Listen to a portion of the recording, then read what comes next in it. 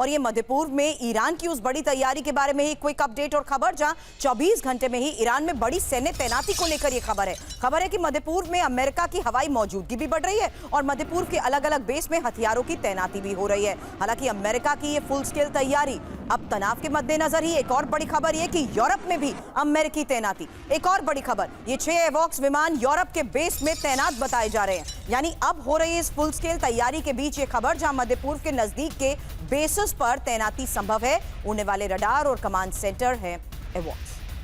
मध्य पूर्व में अमेरिकी तैनाती की एक और इंफॉर्मेशन, क्योंकि किसी भी वक्त महासंग्राम ये एक बड़ा सवाल है। वायुसेना के तौर पर अगर इस तैयारी के बारे में क्विक अपडेट आपके सामने रखें तो चाहे F-16 हो, 36 F-16, 18 F-35, 12 F-22 रैप्टर और 18 F-15। वहीं एवॉक्स निगरानी विमान 2 और KC-46A Pegasus air tanker 4, EA-18G ग्रोवलर EW विमान 6, C-17 ग्लोबमास्टर 3 परिवहन विमान 9, MC-130J कमांडो विमान 1, HC-130J कॉम्बैट किंग विमान 2, वहीं WC-135R विमान 1 और E-11A बैटलफील्ड एयरबोर्न विमान 2।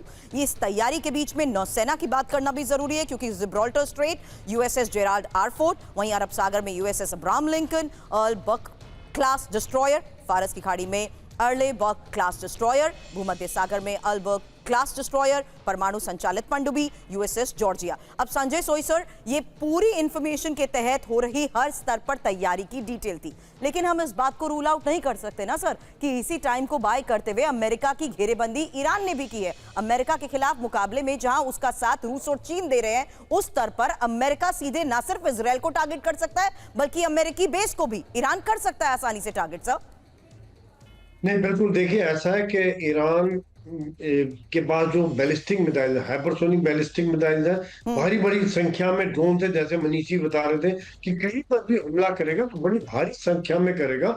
जो भी टारगेट वो सिलेक्ट करता है, वो टारगेट ऐसा होगा जिससे अमेरिका की साख को चोट पहुंचे, जिससे उन्हें लगे कि अरे ये क्या कर दिया। और एयर डिफेंस सिस्टम को डेफिनेटली वो सैचुरेट कर सकते हैं। यही कारण है कि अमेरिका ने इस समय में, जैसे जो आपने अलग अलग तरह के जहाज बताए, जो सबसे आधुनिक जहाज अमेरिका की एयरफोर्स के हैं, साथ साथ उन्होंने इलेक्ट्रॉनिक सर्विलियंस और सैटेलाइट के द्वारा सर्विलियंस, हर तरह से आप समझिए कि पूरे ईरान के ऊपर नजर रखे हुए हैं कि कहीं से कोई मिसाइल भी निकलती है, उनको बेस में, जहां मिसाइल लॉन्च साइट पर ही वो हमला करेंगे, बजाय मिसाइल उड़ जाए उसके बाद हमला करने के। कोशिश उनकी ये रहेगी कि एक साथ ही न्यूक्लियर साइट, मिसाइल साइट पर हमला करके ईरान की लड़ने की क्षमता को खत्म किया जाए। इस समय जो कुछ चैलेंजेस जो आप बता रहे थे ना, एक तो देखिए रशिया और चाइना साथ में इस समय में मैरीटाइम सिक्योरिटी बेल्ट एक्सरसाइज चल रही है। वहां पे रशिया और चाइना के शिप्स भी आ गए हैं और ये joint exercise gulf of Hormuz में चल रही है। यानी कि ये एक बहुत बड़ा चैलेंज है इस समय में। शायद जब ये एक्सरसाइज खत्म हो उसके बाद ये करें, क्योंकि वो नहीं चाहेंगे कि किसी प्रकार से एक कोलेट्रल डैमेज में अमेरिका या चाइना के शिप पर किसी प्रकार का डैमेज होता है तो ये लड़ाई एक अलग मोड़ ले लेगी। दूसरी बात यह कि मिडिल ईस्ट के देश भी नहीं चाहते काफी कि जंग हो, तो अमेरिका के सामने मिलिट्रीली तैयार है।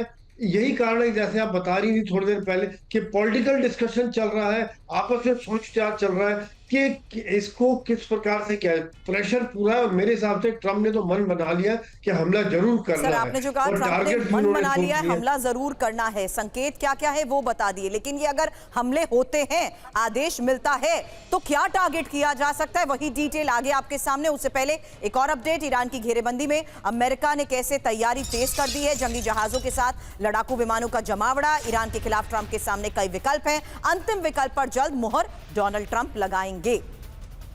लेकिन सवाल यही है, अगर हमला होगा तो कैसे, यानी ईरान पर हमला कैसे?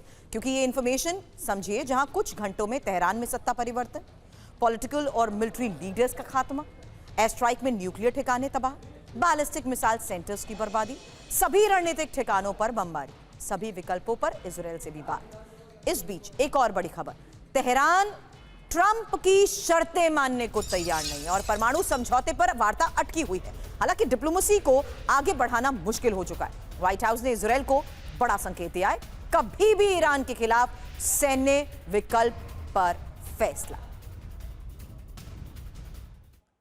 दरअसल शनिवार तक ईरान पर हमले की बात हम इसलिए भी कह रहे हैं क्योंकि दुनिया के 3 बड़े अखबारों ने हमले को लेकर ट्रंप के अधिकारियों के हवाले से ये बड़े दावे किए हैं। इंफॉर्मेशन वॉल पर यही डिटेल आपके सामने, जहां अगर आप सीबीएस न्यूज के इस दावे को पढ़ेंगे तो उसमें साफ लिखा है, Trump has discussed timeline for Iran strike, discussed the timeline for Iran strike including as soon as this weekend, but decision yet not made। हालांकि US prepared to strike Iran as early as this weekend, इसीलिए हम ये कह रहे हैं कि आने वाले 48 घंटे यानी शनिवार, but Trump hasn't made final call. यही सोर्सेस के हवाले से CNN के रिपोर्ट में भी दावा किया गया। टाइम्स ऑफ इजराइल, जहां यह साफ तौर पर लिखा है कि किस तरीके से डोनाल्ड ट्रंप को यूएस की ईरान के खिलाफ हो चुकी घेरेबंदी के बारे में अपडेट दे दिया गया है। यह बता दिया गया है कि सैन्य तैयारी पूरी है और उसी सैन्य तैयारी को देखते हुए हरी झंडी दी जा चुकी है कि अब अमेरिका ईरान के खिलाफ कभी भी सैन्य विकल्प को अपना सकता है, बस डोनाल्ड ट्रंप का आदेश मिलना बाकी है। लेकिन फारस की खाड़ी में अमेरिकी परमाणु पनडुब्बी की गतिविधि को लेकर एक खबर है, जहां परमाणु, आपको बता दें, पनडुब्बी यूएसएस जॉर्जिया की फारस की खाड़ी में तैनाती और यूएसएस जॉर्जिया में 154 टॉमाहॉक मिसाइल। आदेश मिलते ईरान पर यूएसएस जॉर्जिया हमला करेगा। पश्चिमी मीडिया के हवाले से ये एक और बड़ी खबर है।